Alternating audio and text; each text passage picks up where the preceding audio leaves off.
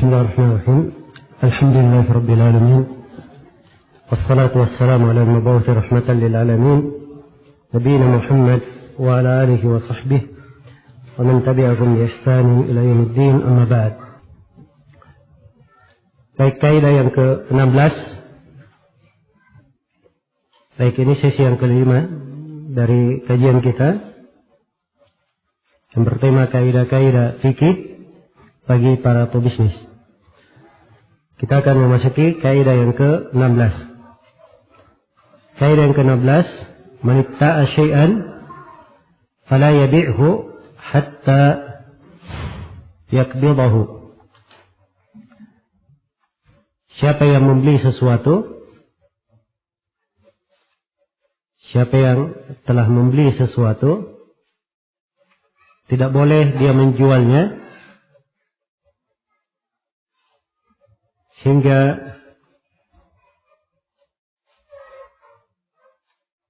ia memegang barang tersebut. Nah, baik. Di dalam kaidah ini ditegaskan bahwa siapa yang telah membeli sesuatu, tidak boleh dia menjual sesuatu itu sebelum masuk di dalam kepemilikannya, sebelum dia pegang. Harus dia pegang. Iya.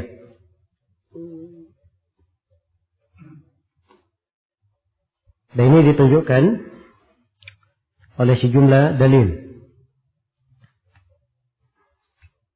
Di antaranya adalah hadits Jabir riwayat Muslim. Idza bata'ta ta'aman fala tabi'hu hatta tastawfiyahu. Apabila kamu membeli makanan, jangan kamu menjual makanan itu sampai kamu mengambilnya secara sempurna. Perhatikan ya, bahasanya mengambil secara sempurna. Di hadits Abu Hurairah riwayat Muslim, naha Rasulullah sallallahu alaihi wasallam ay yushtara at-ta'amu thumma yuba'u hatta yustawfa. Rasulullah sallallahu alaihi wasallam melarang untuk membeli makanan kemudian menjualnya kecuali kalau sudah dipegang sempurna. Ya. Dan di dalam sebuah riwayat, man ishtara ta'aman fala yabi'hu hatta yaktalah. Siapa yang membeli makanan, jangan dia jual sampai dia telah memegangnya. Dan di dalam hadits Hakim bin Hizam riwayat Imam Ahmad, Rasulullah bersabda, "Idza ishtaraita syai'an fala tabi'hu hatta taqbidahu." Apabila kamu membeli sesuatu, jangan kamu jual sampai kamu pegang. Iya, sampai kamu pegang.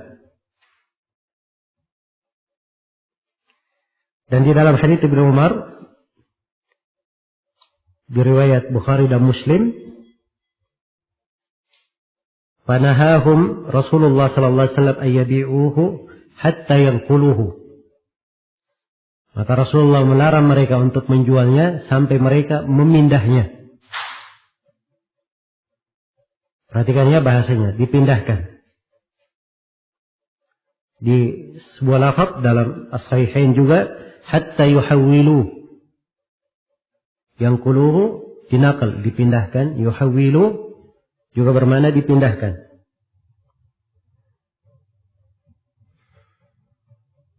Baik. Dan banyak lagi riwayat-riwayat ya, semisal dengan riwayat ini, memberikan dalil tegas yang tidak mengandung keraguan sedikit pun tentang wajibnya memegang barang, menguasainya secara sempurna, baru boleh untuk dijual. Iya. Ini al-qabd. berkaitan dengan masalah memegang barang. Harus dipegang secara sempurna. Bahasa-bahasanya sampai dia pindah. Kalau dia berada di gudang pemilik lama, dia pindah dulu ke gudangnya. Iya. Dia bayar, setelah dia pegang, baru dia pegang. Masuk di dalam genggamannya. Ini beraneka ragam pembahasan. Menunjukkan istiqrar al-mulkiyah.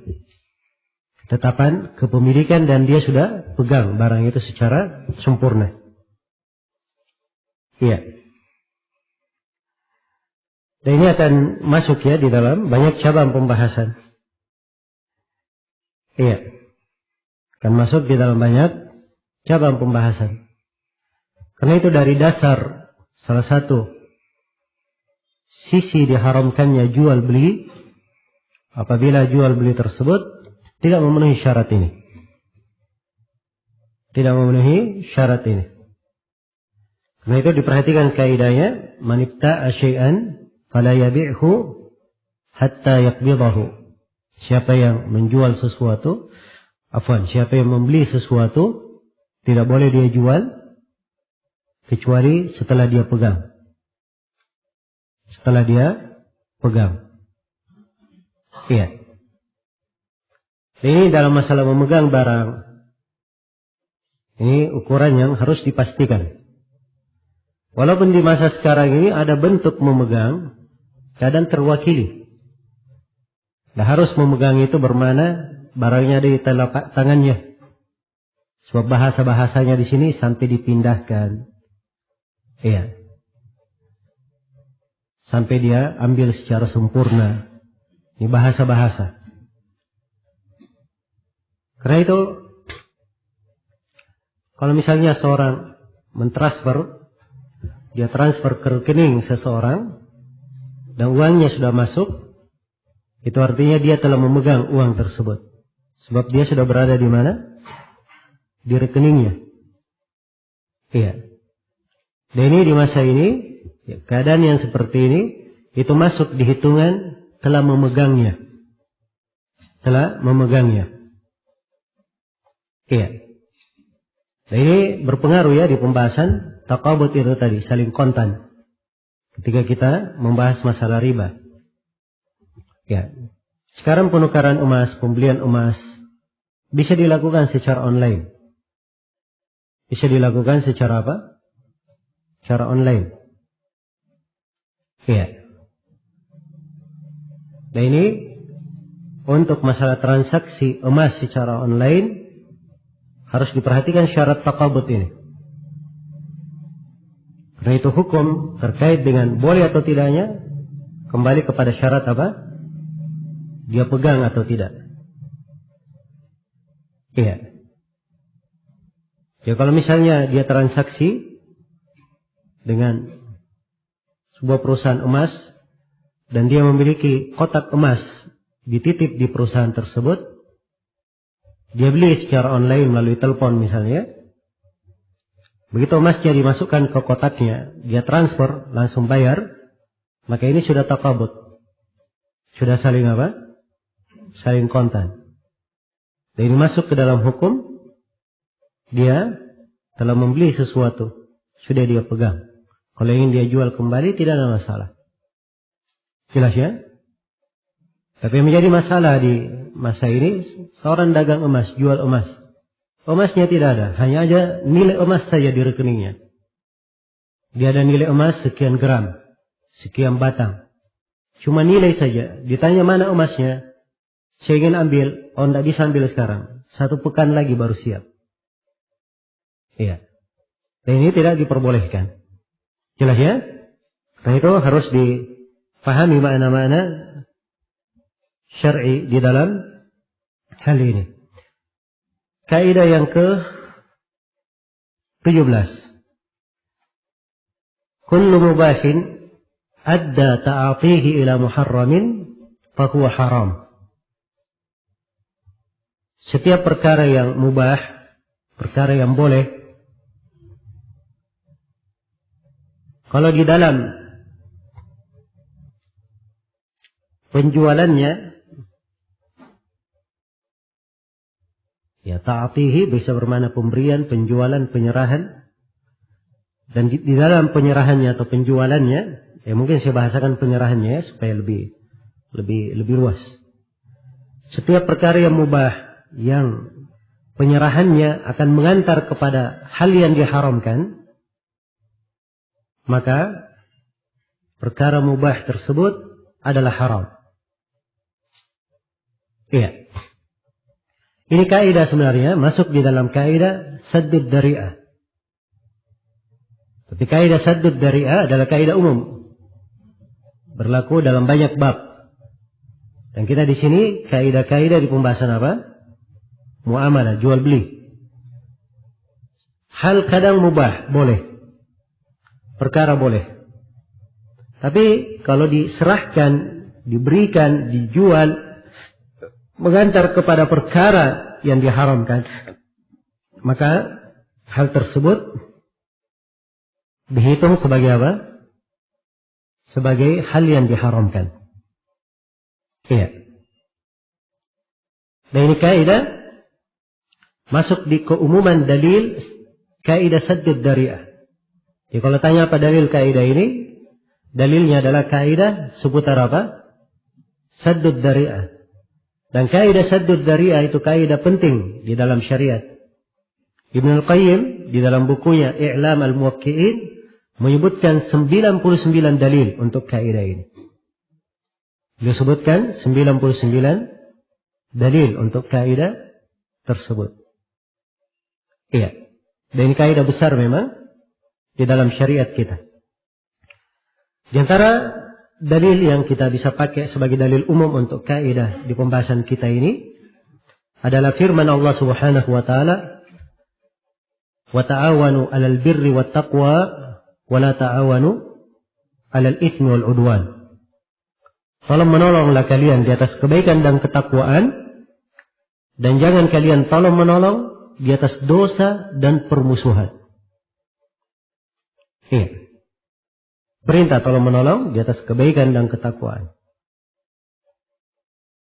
Hal yang mengantar kepada kebaikan. Tapi sebaliknya, dalam dosa dan permusuhan dilarang tolong menolong.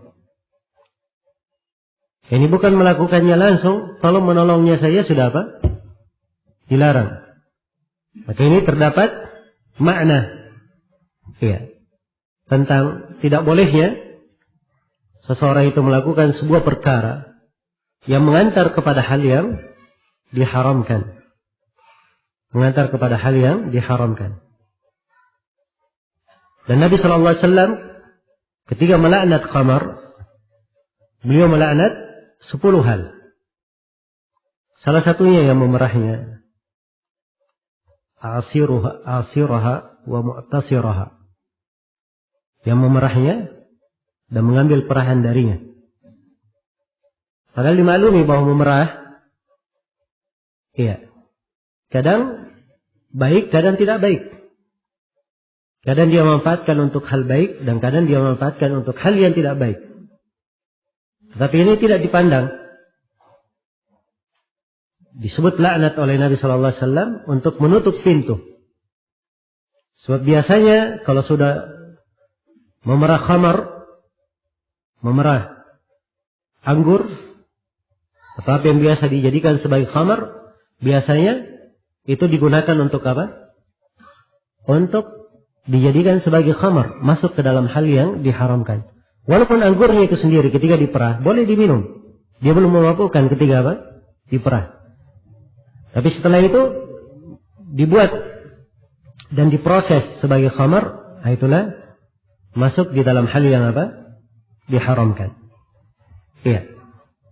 Baik. Jadi ini termasuk kaidah penting ya di dalam syariat.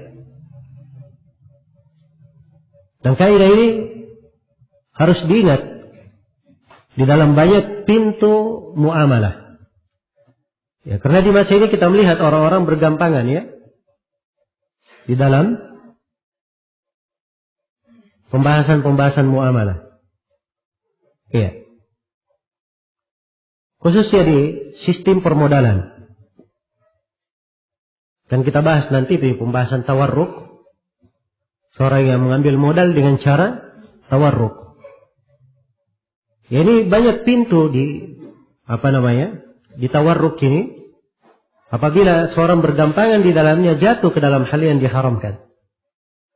Dan subhanallah, pembahasan tawarruk ini, mengambil keuntungan dari tawarruk, ini adalah hal yang banyak dilakukan oleh bank-bank syar'i sekarang ini. Iya. Bank-bank yang mengatakan mereka nisbatkan kepada syariat. Di pembahasan tawarruk. Cuma saja bahasanya berbeda-beda. Mereka membahasakan. Iya. Baik.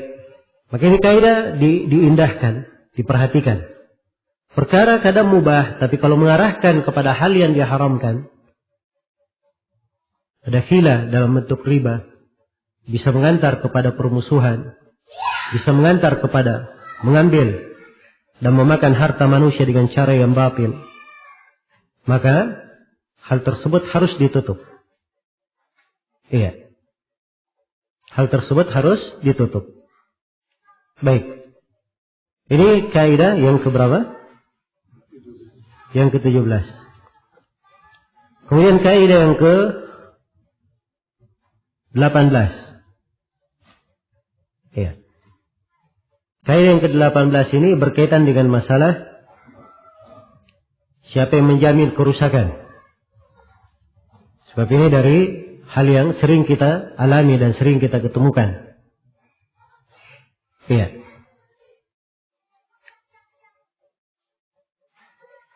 Sering kita alami dan sering kita ketemukan. Orang-orang yang bertransaksi, ada hubungan dagang sebagai sales barang, pemesan barang, peminjam barang, mengambil barang sementara. Ketika terjadi kerusakan, ketika terjadi kehilangan, siapa yang menanggung kerugian? Ini masalah sering terjadi. Nah, itu di kaidah ke-18.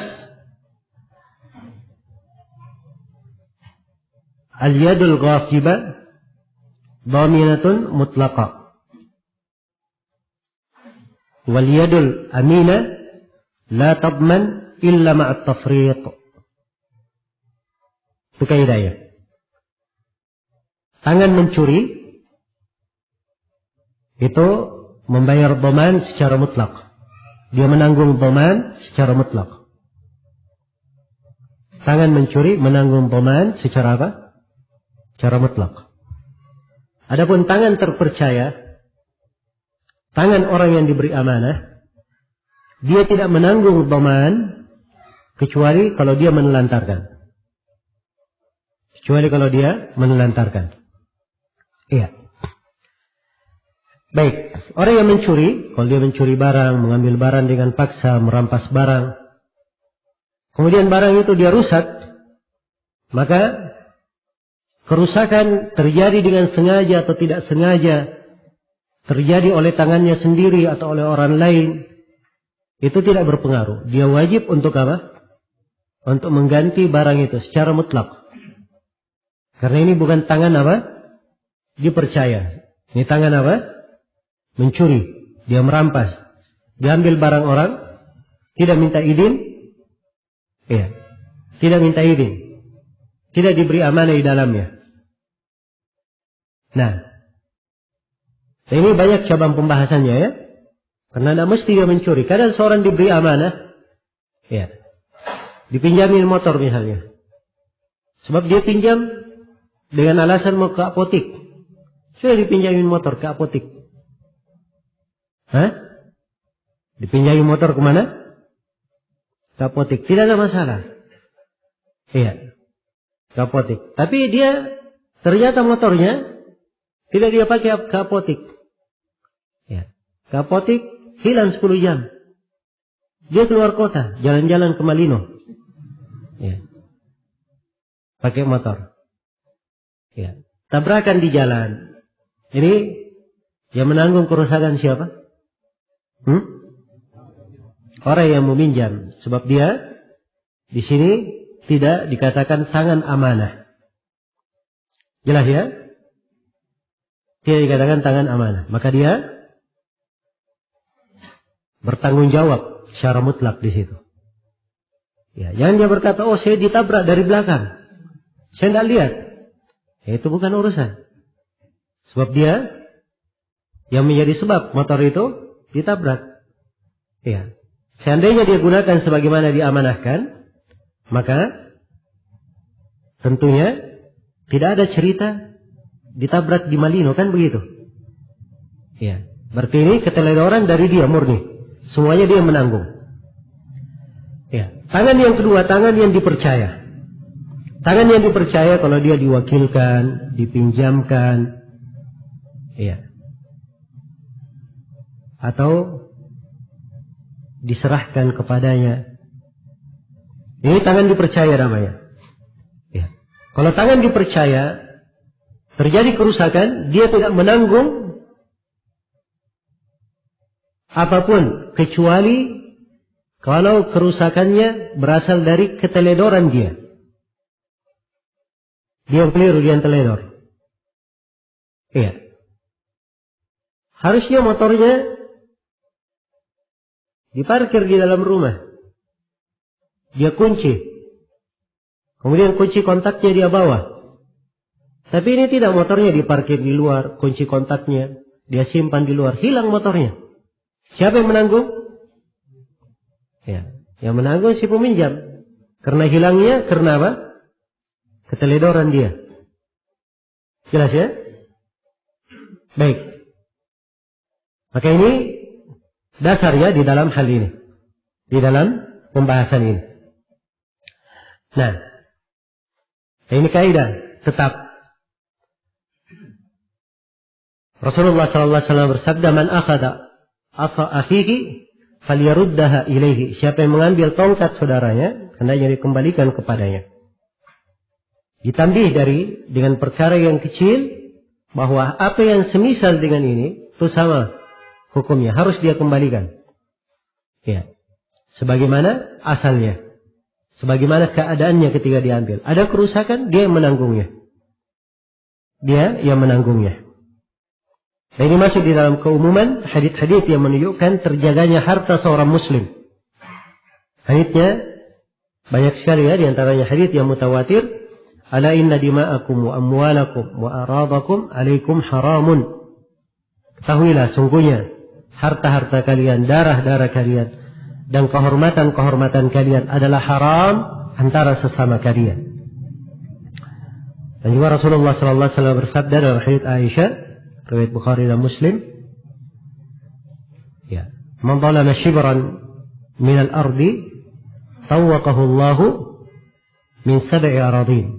Siapa yang mengambil sejengkal dari tanah, maka akan dikalungkan di lehernya 7 bumi pada hari kiamat.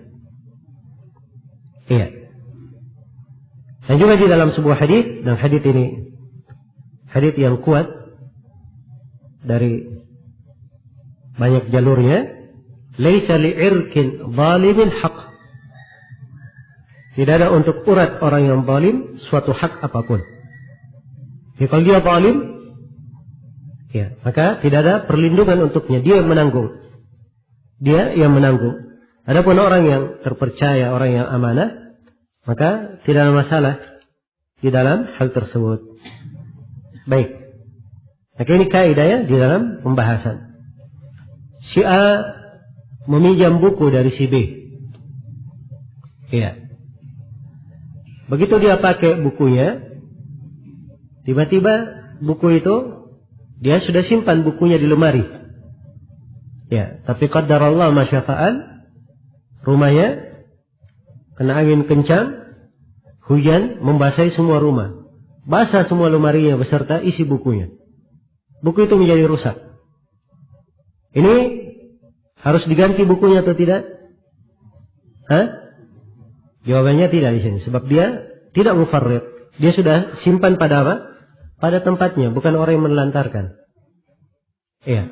Dan ini adalah kejadian alami. Namanya, siapa yang bisa menjamin rumahnya tidak rusak kalau ada angin ribut, ada musibah? Iya.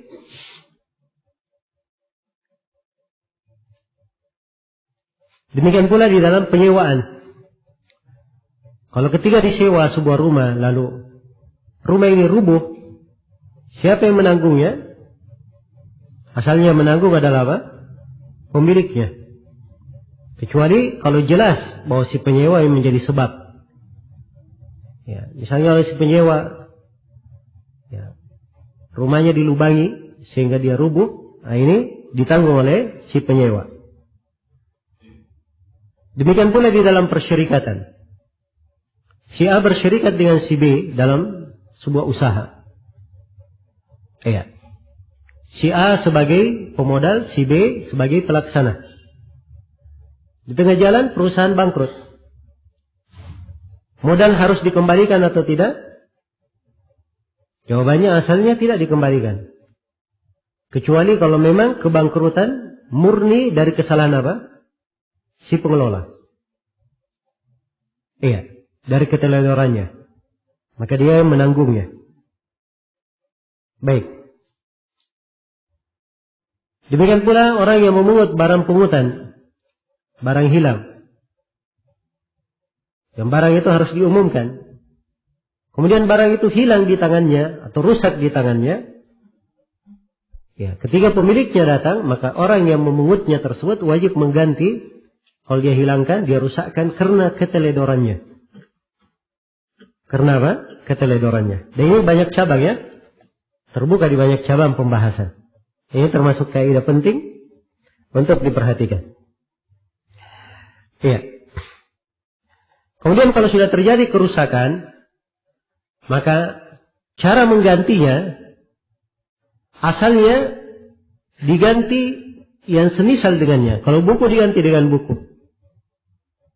Ya, motor diganti dengan motor. Asalnya diganti yang semisal dengannya, itu asal. Kalau tidak bisa maka diganti dengan nilainya, dengan harganya. Diganti dengan harganya. Iya. Baik. Kemudian yang terakhir mungkin untuk pembahasan ini kaidah yang keberapa yang terakhir? Kaidah yang ke-19. Kullu mughalabatin mabniyatun 'ala al-mukhatarah fahuwa kimarun wa maisir illa fima ajazahu ad-dalil. Iya. Setiap mughalabah, setiap perlombaan yang dibangun di atas mukhatarah, dibangun di atas mengambil resiko, maka itu dihitung sebagai qimar dan judi. Kecuali apa yang dibolehkan oleh dalil. Kecuali apa yang dibolehkan oleh dalil.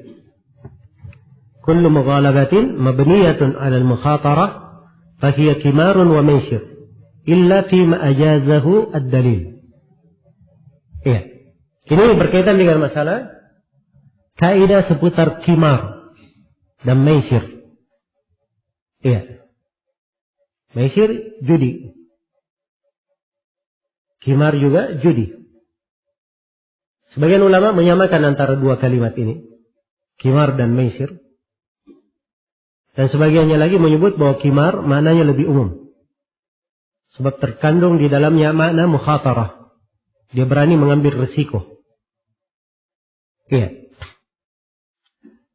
Ala kulli hal, ini dua perkara dari perkara yang diharamkan.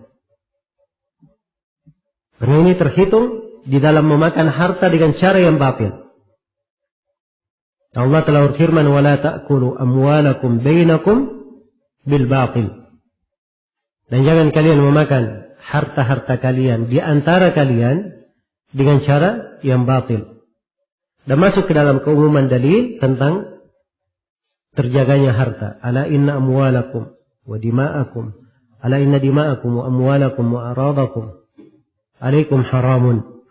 Ketahuilah sungguhnya harta-harta kalian, atau sungguhnya darah-darah kalian, harta-harta kalian, dan kehormatan-kehormatan kalian adalah haram antara sesama kalian. Adalah haram antara sesama kalian. Iya. Baik. Dan telah dikasihkan di dalam Al-Quran tentang keharaman maisir. Wa yas'alunaka 'anil khamri wal maisir.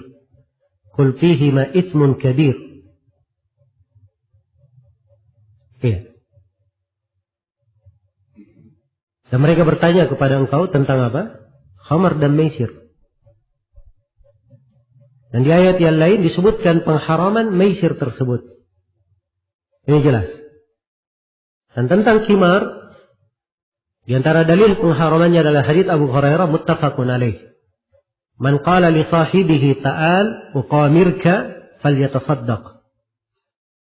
Barang siapa yang berkata kepada kawannya, kemarilah engkau, saya lakukan khimar, kita melakukan khimar, atau saya berkhimar denganmu, maka hendaknya dia membayar kafarah dengan bersedekah. Iya. Dan Rasulullah SAW tidak memperbolehkan mengambil imbalan, mengambil hadiah apapun di belakang perlombaan, kecuali pada 3 hal. Kata beliau, la sabaqa illa fi raslin au khuffin au hafir. Tidak ada perlombaan, maksudnya perlombaan yang diambil pungutan di belakangnya, kecuali pada 3 saja. Fi naslin, ujung senjata, apakah panah atau tombak. Au khuffin, pada khuf, yaitu sepatu unta. Maksudnya lomba menunggangi unta.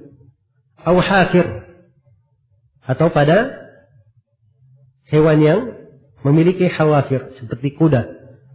Ya. Dan semisal dengannya. Jadi ini 3. Dikatakan tidak ada la sabaqah. Iya, tidak ada hadiah bagi orang yang terdepan, yang beruntung di situ. Kecuali pada 3 ini saja. Nah, menunjukkan bahwa apa yang selain daripada 3 ini, itu adalah hal yang diharamkan. Karena itu, dhabit dari khimar dan maisir, ukurannya adalah seseorang masuk di dalam transaksi. Dia masuk di dalam sebuah transaksi. Dia mengeluarkan biaya. Mungkin dia menang, mungkin dia kalah. Mungkin dia untung, mungkin dia apa? Dia rugi. Nah, ini ukurannya. Diingat baik-baik ya. Dia masuk di dalam sebuah transaksi dengan mengeluarkan apa? Mengeluarkan biaya. Mungkin dia menang, mungkin dia kalah. Mungkin dia beruntung, mungkin dia apa? Mungkin dia merugi. Jelas ya? Baik. Dan berdasarkan hadits Abu Hurairah yang saya bacakan tadi, di riwayat Imam 4, tidak ada perlombaan kecuali pada 3. Ini menunjukkan bahwa perlombaan itu beraneka ragam. Bisa dibagi perlombaan menjadi berapa? Menjadi 3. Yang pertama ada perlombaan yang boleh kalau tidak ada upahnya. Ya. Ada perlombaan yang boleh kalau tidak ada upahnya. Adapun kalau ada upahnya tidak diperbolehkan. Ya, dan ini kebanyakan jenis perlombaan ya. Karena itu boleh lomba lari, tidak ada masalah. Lomba gulat, tidak apa-apa. Lomba renang. Iya. Jelas ya? Lomba renang, tidak ada masalah. Iya. Lomba perahu. Ya, boleh saja berlomba. Tapi ingat, tidak boleh apa? Membayar ikut di dalam berlomba. Tidak boleh dia membayar. Ikut di dalam berlomba. Nah.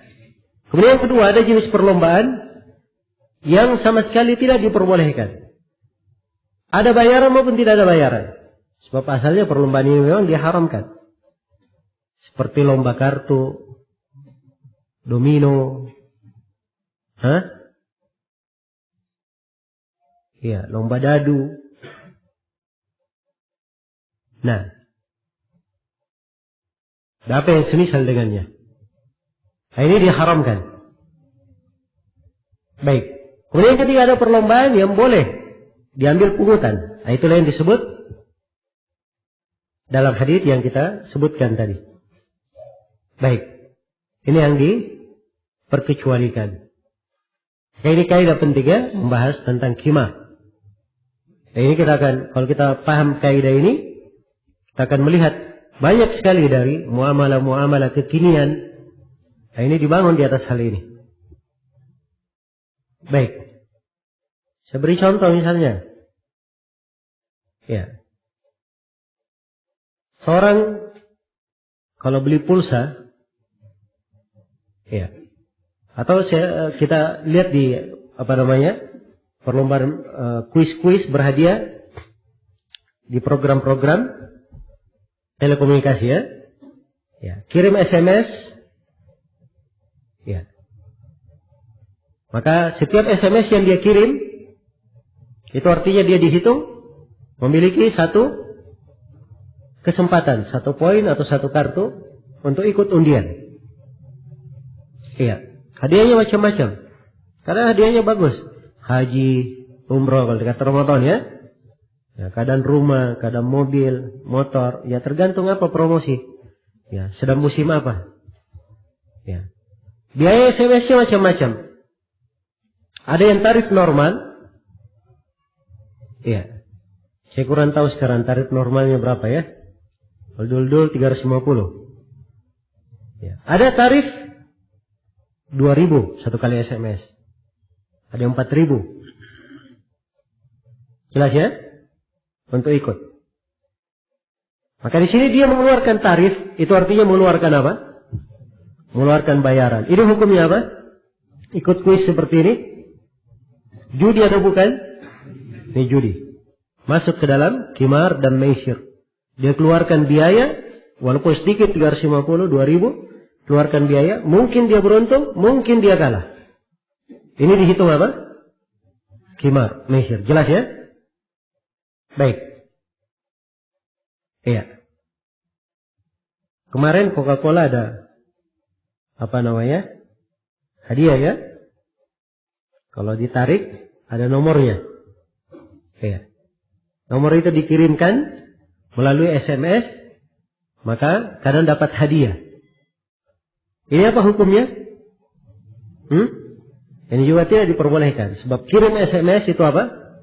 Biaya. Itu biaya. Ya. Dia dapat kupon berhadiah. Diberi kupon. Ya.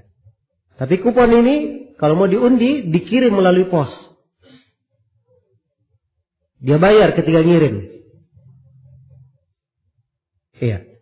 Ini masuk ke qimar atau tidak? Ini masuk. Baik. Jadi pembahasan akan mencakup banyak ya dari pembahasan kekinian. Sekarang kita lihat di toko-toko itu. Iya. Khususnya supermarket atau minimarket yang sudah memiliki jaringan kuat, itu banyak hadiah-hadiahnya. Ada undian-undiannya. Jangan kayak yang memiliki jaringan kuat, yang memiliki 1 atau 2 toko saja, macam-macam undiannya. Ada kulkas, ada radio, ya macam-macam ya. Baik. Ketika kita belanja di dalam, kuponnya memang tidak dibayar. Tapi sudah ditetapkan nilai. Siapa yang masuk, dia belanja kelipatan 20.000, dapat satu apa? Satu kupon. Ada yang kelipatan 50.000. Ada yang kelipatan berapa? 100.000. Iya. Baik. Ini apa hukumnya dia mengambil kupon? Kalau dia ikut juga gratis. Kuponnya bisa dimasukkan di kotak saja. Dia isi. Tidak ada biaya yang keluar. Apa hukum ikut dalam hal yang seperti ini? Ini silang pendapat ya para ulama kita di masa sekarang ini di dalam menghukuminya. Ada yang membolehkan dan ada yang tidak membolehkan. Iya. Tapi yang benarnya di dalam hal ini perlu dirinci. Kalau dia belanja di toko itu karena dia ada keperluan, ya memang, ya ada kupon tidak ada kupon, dia tetap perlu apa? Perlu belanja. Perlu belanja. Maka dia masuk ke toko itu, dia belanja, ya. Dan dia kadang tahu ini toko ada kuponnya, tapi dia tidak mempertimbangkan itu, tidak mempedulikan itu. Dia memang masuk untuk apa? Keperluan sehari-harinya. Dia belanja. Setelah belanja dikasih kupon. Ya. Maka di keadaan yang seperti ini tidak apa-apa. Dia isi kuponnya, dia ikut, tidak ada masalah. Sebab memang dia memang belanja bukan untuk apa? Dapat kupon. Jelas ya? Tapi kalau dia tahu di toko ini ada undiannya, ada banyak toko, ada 3 toko. A, B, C. A ada undian, B dan C tidak ada. Oh, tidak usah ke C, ke B. Ini tidak ada undian, kita di A saja belanjanya. Siapa tahu kita menang. Ya. Maka ini apa? Terhitung ya di sini. Ini dihitung dia masuk di dalam judi. Jelas ya? Perhatikan. Ini hukum berbeda kembali kepada apa? Niatnya tadi. Karena itu tadi kita ada kaidah yang ketujuh, al-qusud fil uqudi apa? Mu'tabarah. Iya. Maksud di dalam akad itu dianggap. Baik, jadi itu rinciannya ya. Jadi, kalau dia masuk belanja di toko yang menyediakan kupon berhadiah itu, kalau memang maksud belanjanya dia ingin keperluan, tidak ada kaitannya dengan kupon, setelah itu dia diberi, ya, maka setelah itu tidak ada masalah dia ikut. Jelas ya? Tapi kalau misalnya ia memang ikut di situ, belanja di situ untuk dapat kupon, ini sama saja. Artinya dia mengeluarkan biaya untuk apa? Ikut undian. Dan inilah yang disebut dengan apa? Dengan khimar.